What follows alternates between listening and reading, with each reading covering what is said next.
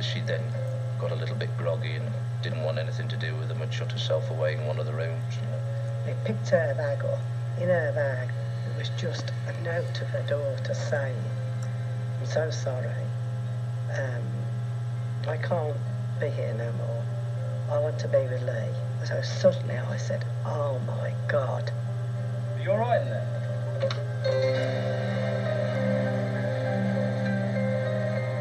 I said, get an ambulance, get an ambulance here now, ring them up and tell them, it's an overdose. Suspected overdose. Tracy, come on, darling. Speak to me. They reckon she died twice in the ambulance. She really meant to do what she did. Why should have a black eye? Her family were a little bit concerned that she'd been over to her flat on her own, which was only a short walk from the family home, and she then got a little bit groggy and didn't want anything to do with them and shut herself away in one of the rooms. Her family were a little bit murdered. I wanted to believe that Lee died by somebody else had killed him, not by the hands of his lover. She deserved an Oscar for her performance on that appeal. Everybody always says, "Oh, yeah, well, the police must have known this." She does kind of look like there was no immediate thing saying, this has got to have been done. I was trying to have that black eye. I got what I hoped to get. I got it slightly different. Oh my. 8 times, it's actually been like 4. They've admitted that she was a killer. And they haven't shown the part where they found out that she was a killer. God. Are you alright in there? I swear to God, nigga, I need a Nobel Peace Prize to tell me who the system was knows. I said, get an ambulance here now, ring them up and tell them, it's an overdose. Suspected overdose. Tracy, come on, darling. Speak to me. They reckon she died twice in the ambulance. She really meant to do what she did. So she was already in hospital, starting to recover from her overdose during the Wednesday when we obtained the evidence that changed the story. Well, Tracy's version was that Tracy and Lee are travelling from that direction down there. As they turn into this junction to travel to Cooper's Hill up this way, both cars are together. The alleged Black Sierra is right behind them, and the chase is still on. Simon Baker and Elaine Carruthers are travelling down this way. They see the lights of a vehicle travelling from this direction. One vehicle only. That car passes before their lights down here, and Simon Baker is able to tell that that's a Ford Escort of the XR3i type. It seems to follow that that time they're having such a disagreement between each other that actually Lee's overshot the junction.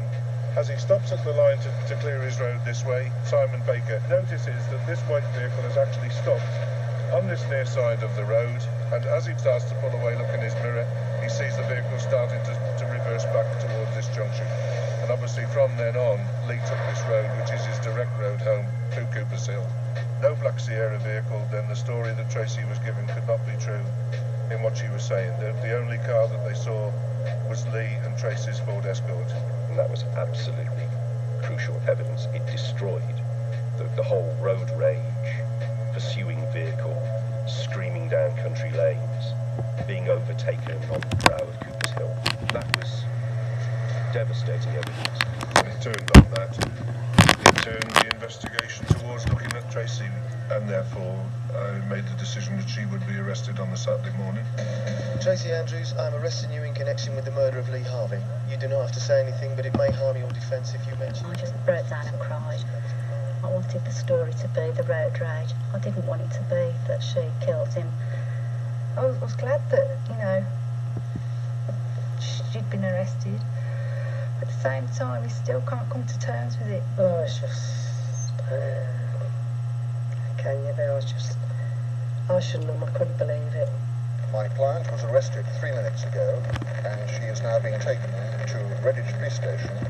She has been arrested on suspicion of murder. A few days later, I think she was given the medical all clear, and we took her from the hospital back to the police station, where she was interviewed at length. And this time she was, asked about the discrepancies, and the witness evidence was put to her. They were asking questions and all this lot, and she said, "Okay, right, I want to tell you something now." And it was at that point I really did think she was going to confess. She went very quiet, and there was a sort of pregnant pause in the interview, and I thought, yeah, she's going. And she asked to speak to a solicitor. We came out of the interview and I thought, she's going to tell us now what really happened. And they had something like a 45-minute consultation. But when we went back in, she pretty much said, I've got nothing further to say, I've got nothing else to tell. She has been interviewed at length by the police, and she has vehemently denied any involvement in the murder of her fiancé. And she stands by that total and absolute denial.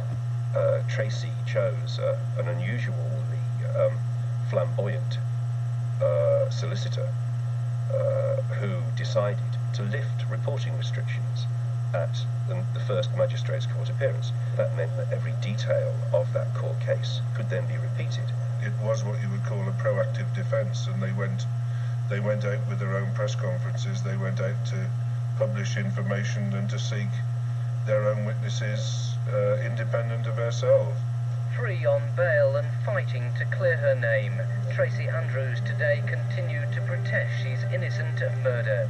The extraordinary moment here was that the police were there at a defence press conference.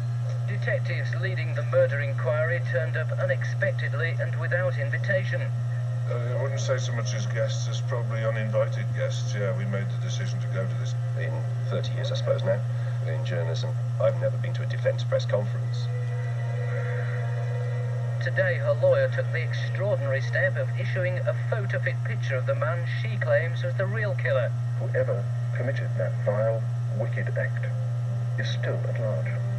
She did an e-fit that looked remarkably like I'd looked on the night that I first met her. So we had this situation where the defence had published the e-fit, but we were receiving nominations as to who that possibly was. In fact, people were saying to me, you know, it's you. You know, the e-fit's you. My mother-in-law rang my wife and said, there's a photograph of our Brighton in the paper, very fat-faced, short hair, and it was very much like me. Tracy Andrews is alleged to have stabbed her boyfriend more than 30 times.